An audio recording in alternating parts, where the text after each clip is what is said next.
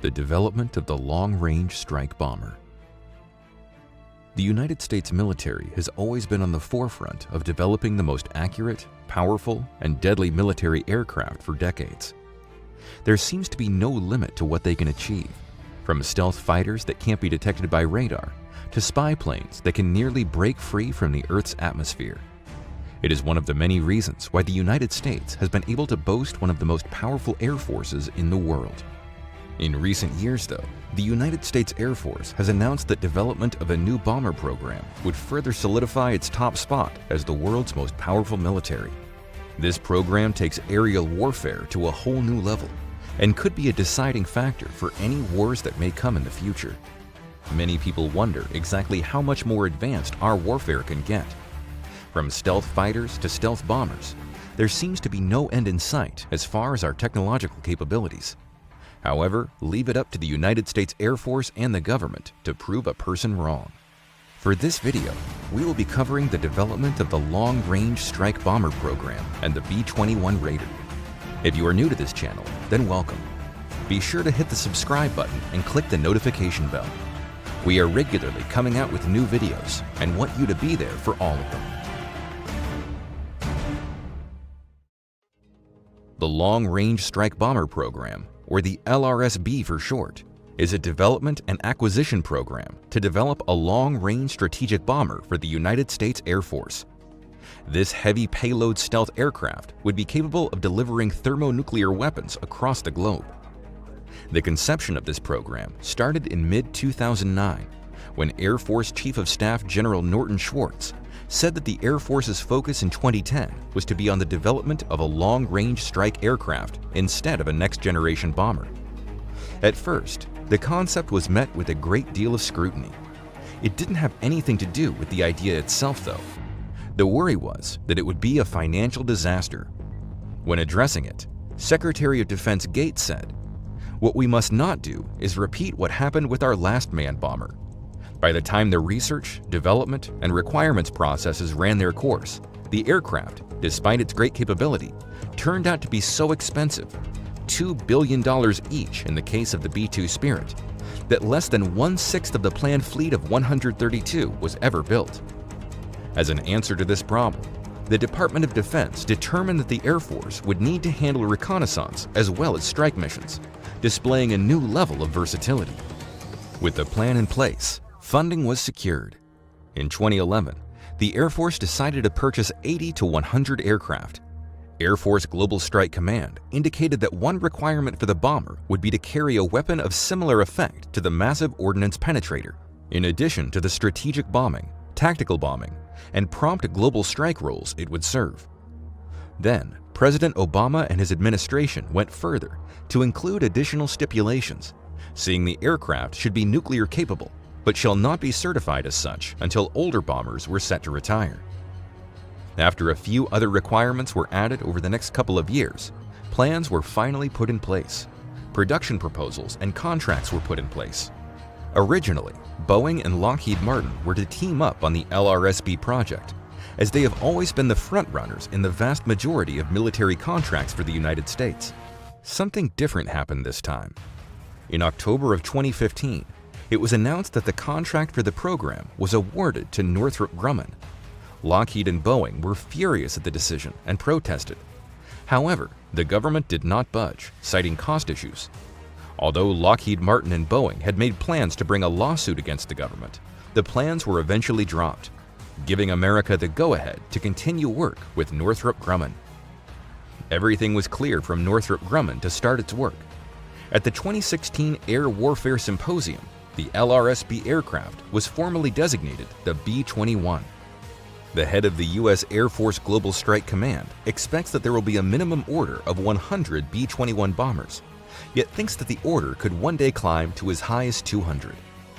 Later on in 2016, the B-21 was formally named Raider, in honor of the Doolittle Raiders, which were the pilots who flew the first air raid over Honshu, Japan in 1942. The remaining survivor of the Doolittle Raiders, retired Lieutenant Colonel Richard E. Cole, was present at the naming ceremony at the Air Force Association Conference. So, now that we know the history of the project, let's get into the actual aircraft. What will it look like? What purpose will it serve? What can we expect as far as performance? The Northrop Grumman B-21 Raider is an American heavy bomber that is currently under development for the United States Air Force by the global aerospace and defense technology company, Northrop Grumman.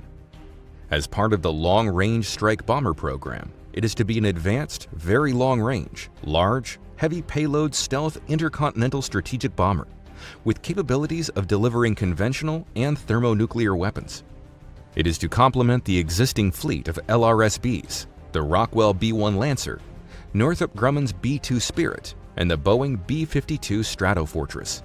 Eventually, though, the B-21 would replace them all. At this point in the development, very little has been made public about its actual cost or capabilities. It has been argued that releasing the costs and the capabilities would reveal too much information about the classified project to potential adversaries. For those that don't remember, the development of the Atomic was leaked to the Soviet Union by carefully placed spies here in the United States. Because of this, the Soviets were able to develop their own atomic bombs, putting much of the world at threat and eventually causing the Cold War. So what's the big deal then? Yeah, it sounds like a novel idea that could lead to some serious advantages for the United States in wars to come. But what is there to know about this thing? Why should we even care? Well, here's the thing. There's more to this whole thing than just the development of a new warplane. The LRSB is an event that will have rippling effects throughout our culture and economy in the years to come. But even before the first prototype has been put into the air, a slew of things are already happening. New standards are being set for military aviation. New concepts are being explored in terms of the nuclear arsenal of other countries. Espionage efforts are probably going into high gear. All of these things, even in the early stages of this program, highlight the great importance that this will play in the near future. Another great thing that can be highlighted by the LRSB program is just how much of a powerhouse it will be. In the history of the United States Air Force, thousands of planes have entered service and exited all the same. New military jets come and go. However, the bombers are in an entirely different league. Much like when the aircraft carriers were rolled out for the first time, they symbolize the United States' ability to go anywhere in the world and exert its influence. In short, when the B-21 is rolled out, there will be no place on the planet that this bomber will not be able to reach. So, it has influence. But what about its arsenal and firepower? To answer these questions, people have had to employ the work of analysts as well as to rely on already public information from senior military officials. Senior Air Force officials have reported that the bomber will be rated to carry nuclear weapons, acknowledging the enduring existential threat posed by Russia, China, and North Korea. Another source for information was aerospace analyst Richard Abulafia. In a magazine interview, Abulafia said, "A platform with terrific penetrating capability and wonderful avionics, from a cyber warfare standpoint, is a fantastic asset." What this basically translates to is that the bomber would have to accommodate various types of exotic weaponry, such as direct energy beams, advanced decoys, and computer viruses. With information like this, we can see how this new bomber will be the most advanced piece of aerospace technology ever used in war. With this amount of technology, along with the fact that the United States Air Force has purchased 100 B-21 bombers, with more on the way, we can see how the Northrop Grumman will not only be the new standard in the future of bombers, it will most likely not be beaten for a number of years. It is typical for some aircraft programs to die before their real potential is realized. Many survive, but end up seeing production totals in numbers way less than what was expected. Will the Northrop Grumman be the next thing that fades quickly? At this point, it's still anyone's guess, as its release is still far into the future. Let's just hope that after all of the back and forth and secrecy, there will be a sturdy product put out. So, what do you think? Tell us what your hopes are for the B-21 bomber in the comments below. We want you to know how much we appreciate you being here. If you enjoyed the video, be sure to give us a thumbs up. While you're here, check out some of our previous videos. We have enough aviation content to keep you busy and learning for hours. Thank you so much for watching. We'll see you next time.